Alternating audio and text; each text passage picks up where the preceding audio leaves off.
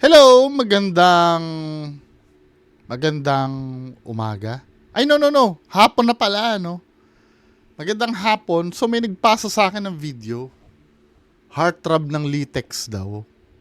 Tingnan nga natin, ano ba ito? Na-curious ako dito eh. Hinapyawan ko ito regarding ito sa security guard. Play nga natin. Lipat ko lang yung mga bike nila, ha?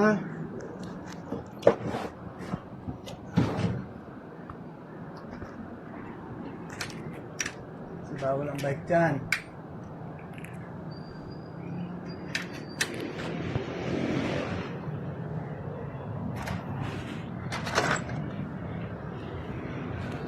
Ganda ng, first person view na camera ni Kuya.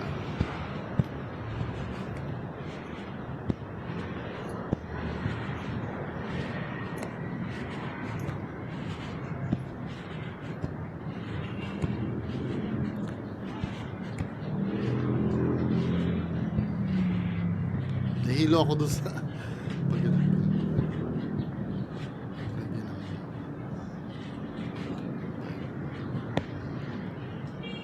Bike mo din ilagay, oh.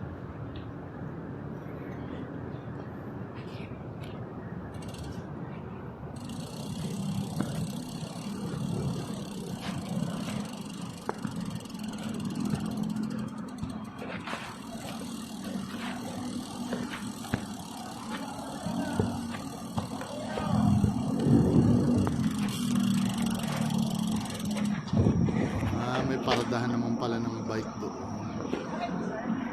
May nakalagay po kasi, ma'am, no bike allowed.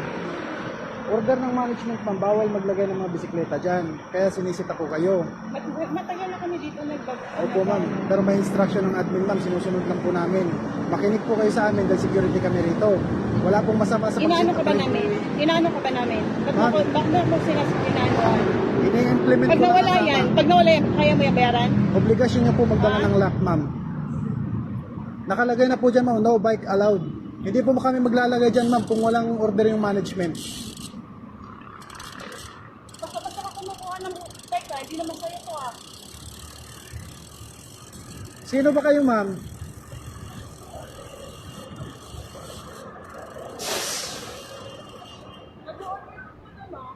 Kaya nga po, ma'am. Mag-order lang doon, magti-take out kami. Alis kami. Pinapaliwanag ko sa inyo, ma'am, bawal maglagay ng Bakit mo bike dito. kinuha yung bike ko? Nililipat ko lang. bike ko? Huwag kayong sumigaw, ma'am. Bakit mo kinuha yung bike ko? Nililipat ko lang sa tamang lagayan. Kahit na. Hindi po tamang Wala kang lagayan karapatan. dyan. Wala May kang karapatan karapatan ako kunin. dahil security ako rito. Wala kang karapatan kunin May yung karapatan bike ako ko. para ilipat yan. Wala kang karapatan. Ini-implement ko lang ang Dapat tama. sinabihan mo ako dun sa loob. Hindi mo basta-basta kinukuha at ilipat doon. Ay, hindi, ma'am. Kasi hindi niya, ayaw niya makinig kanina eh. Ayaw makinig kanina. Sige nga, sinong tama? Sinong mali sa atin ngayon? Kuya, kinuha mo yung bike ko, nilipat mo doon. Oo nga po, Nakita ma'am. mo ako doon, dapat pinasukan mo ako doon, sinabi mo sa akin, hindi yung basta-basta Kanina pa lang, kukunin mo ma'am, yung bike doon. tinatawag ko na kayo, ayaw niyo makinig sa akin. Tinatawag. Mag-take out lang oh. Doon po ang tamang lagayan, Mag-take hindi out po lang dyan. kuya, aalis kami. May order ang management, Aalis ma'am. kami. May order ang Aalis management. kami. May order ang Mag-take out management. lang. Aalis kami. Huwag kayong Aalis sumigaw, kami. ma'am. Huwag kayong magagalit sa akin. Nagagalit ako kasi kinuha mo yung bike ko Ay, without natural. without my permission.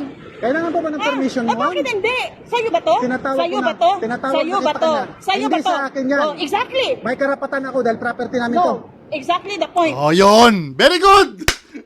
Security guard! 1 point! Yun ang hinihintay ko eh. Sabi ko, iniisip ko yun, sabihin mo, pag-aari nyo yan. Kasi hinire ka nung may-ari niyan para dyan. Very good, very good, very good. Hindi sa'yo to. Ba't mo to kukunin? Nandun lang ako sa loob, oh. You could have approached me. Alam mo, masyado kayong arrogant. Tama, biglang mag-i-English na siya, no? Danas ko na yan pag sa mga complaint na ganyan, biglang i-English para pataasin yung status nila. No? Hindi ako arrogante, sir.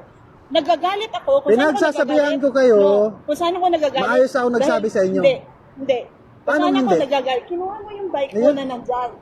Sige nga, paano Kinuha hindi? mo yung bike ko na nandyan. Kaya ako nagagalit. Oh, Okay? tapos? Kasi hindi mo to bike. Okay? Hindi nyo rin Hindi ba? property to. Dapat inutusan At mo hindi ako nyo sa rin loob. ito property. Oh, bakit Yes! Nakapangalan sa'yo. Security kami Yes, dito, ma'am. security yan. Ano ka ba? Hinire yan ng may-ari. Anong nakapangalan sa'yo? Hindi, hinire yan ng may-ari. Authorize yan! Ito property. No, wag mo kaming nilalang na security, ma'am. Authorize Masyadong yan! maliit yung tingin niyo sa amin hindi mga ko security. sinasabi Authorize yan, Sir. Wag mong nilalang na sir. security. Sabi ko sa inyo, habang may Ang usapan eh. nagbigay ng directives dyan, yung may-ari. Alam ka namang, may expect mo yung may-ari ang magbabantay dyan? Nahaba mo yung usapan Ah, eh. yes, ma'am, kasi ayaw niyo po makinig sa akin. Nahaba mo yung usapan eh. Nandyan lang ako oh. Kaya nga po, ma'am, In-approach mo lang Di ka nga daw, ma'am, kasi kayo nakikinig. maglagay ng bike dito, bawal, di ba? Kuya, get ko yun. O sige, bawal. Kung saan ako nagagalit, kinuha mo yung bike ko without my permission. Oo. Ha? Minove mo doon, nandyan lang ako oh. Yes, tama. May continuation ba yon? Sa bagay, dalawang video eh. Dalawang video yung pinasa. Sa bagay, same lang yata na video. Oh, same lang. Yung mga bike nila, ha? Well, ang nakikita ko lang dito, no, magiging fair naman ako. Ang nakikita ko dito kasi, siguro, dahil banas na yung, banas na yung security guard, no? Kasi sinabi naman dito, in-inform eh. Tamo ha? Ililipat yung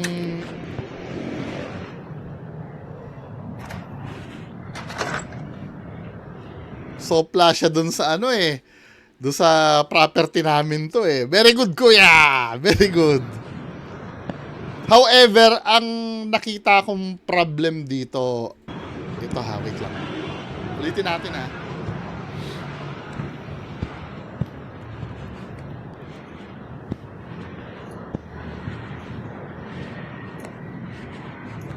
I-forward ko lang sa may bandang, yung kinukuha niya na yung bike.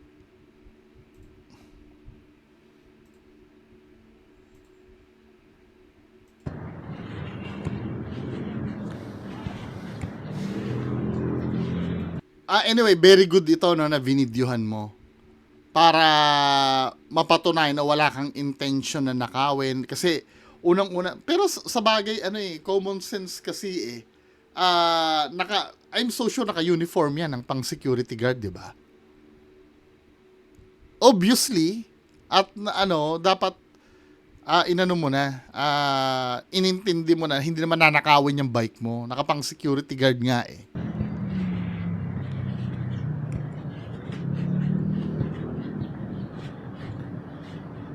So, ito yung bike, no?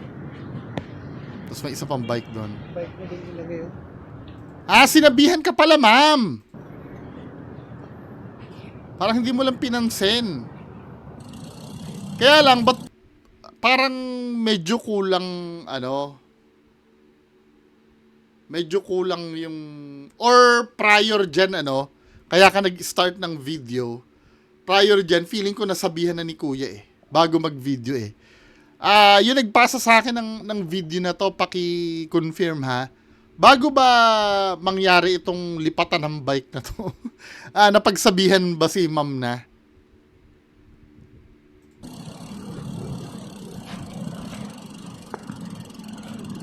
Pero ang pinaka sa akin dito, feeling ko nakapagpa-trigger, the way din magsalita si security guard. Pero iniintindi ko din kasi baka mamaya kasi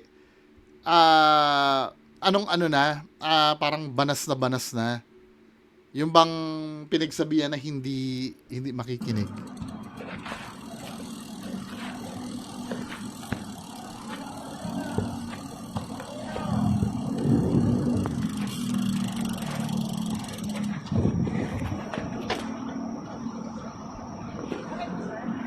May nakalagay po kasi, ma'am, no bike allowed. Order ng management, ma'am, bawal maglagay ng mga bisikleta dyan. Kaya sinisita ko kayo. Matagal na kami dito Opo, ma'am. Pero may instruction ng admin, ma'am. Sinusunod lang po namin. Makinig po kayo sa amin dahil security kami rito. Dun sa part na yun parang makinig po kayo sa amin dahil security kami din.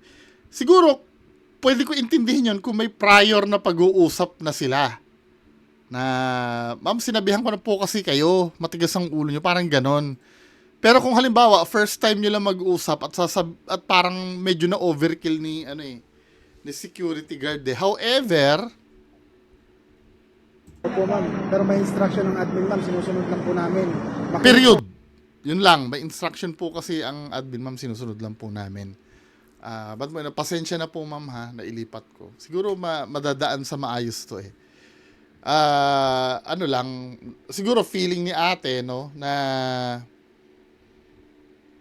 maliit ang tingin mo sa kanya. Kaya lang, syempre, di ba, ang feeling din naman ni ate, maliit din yung security. Kayo sa amin dahil security kami rito. Makinig po kayo sa amin dahil siguro doon sa part na yon medyo doon siguro parang na feel ni ate na parang ang baba ng tingin mo sa kanya. Naka-osmo camera pa naman si ate, oh. 'Di ba? Pero ang problema kasi ate, baka naman kasi paulit-ulit ka na sinasabihan. Kaya yun ang gusto kong malaman eh. Bago mag-start ba itong lipatan na to, pinagsabihan na ba to? Wala pong masama sa Inaano ka ba namin? Inaano ka ba namin? Ba't mo inaanoan? Ini-implement Pag ko nawala na yan, kaya mo yung bayaran? obligasyon niyo po Yan, medyo mabigat din. magdala ng lock, ma'am. Nakalagay na po dyan, ma'am, no bike allowed. Hindi po kami maglalagay dyan, ma'am, kung walang order yung management. O, tama na kuya. Tama na. Basta ka kumukuha ng teka, hindi naman sa'yo to ah. Sino ba kayo, ma'am? Dapat hinayaan mo na kuya. Eh, ang problema, binalik niya na naman uli doon, no? Kaya nga po, ma'am. Mag-order lang doon, magti-take out kami. Alis kami. Pinapaliwanag ko sa inyo, ma'am, bawal maglagay ng Bakit mo bike dito. kinuha yung bike ko? Doon na si ma'am eh. Siguro parang napahiya din siya sa sarili niya, no? Nililipat Bakit mo ko kinuha yung lang. bike ko? Huwag kayong sumigaw, ma'am. Bakit mo kinuha yung bike ko? Nililipat ko lang sa tamang lagayan. Kahit na. Hindi po tamang Wala kang lagayan yan karapatan. dyan. Wala May kang karapatan. Dito sumablay si ma'am. May karapatan yan, guardian eh. Siya yung binayaran ng may-ari. May instruction yung mga yan. No? Kaya lang, however, ang nakikita kong dito sa part na to, kampi na ako kay Kuya Guard. Sometimes, no, ang nakikita kong problem minsan, yung tamang approach lang. Yung tamang approach lang. Kung first timer nyo lang mag-usap, yung approach kasi ni security guard na medyo nga naman yun. Pero kung matagal nang pinagsasabihan yan, maintindihan ko na gano'n ang approach ni security guard. To be fair naman, all throughout nung usapan nila, medyo may pagka-courteous pa rin. Napapansin ko na natatalo na si ate dito dahil nag-i-English na. Expected yan. Customer service specialist ako eh. Pag ganyan, natatalo na yung customer sa discussion, biglang mag-i-English yung mga yan. Dahil ang iniisip nila, pag nag-English sila, tataas yung status nila. Kadalasan yan, maniwala kayo sa akin, pagka halimbawa may nagko-complain, tapos feeling niya natatalo na siya, alam niya na mali siya, biglang mag-i-English. Diba? Pero believe ako doon sa sinabi ni Kuya na property namin to. Oo, may karapatan ka sabihin mo yon kasi ikaw yung representative ng may-ari eh. Authorized ka na nandun na mamahala sa security doon. No? Medyo na-overkill lang siguro nung time na na kinakausap mo na si ma'am. Si babalik na naman ni ma'am. Yung, paano kung mawala ito? Di nagdala kayo sana ng lock. Di ba? Ganun lang naman yun eh. No? Dito sa laban na to, kanino kayo kampe? Ako, doon ako sa security guard. Hindi dahil sa nag-uutak teleserye ako ha. Diba? Bilib ako doon sa sinagot niya. Anyway, yan lang po muna yung pag-uusapan natin ngayong hapon. Magandang hapon sa inyo lahat. Paki-comment sa baba kung ano yung tingin nyo. Magandang hapon sa inyo lahat. Bye-bye.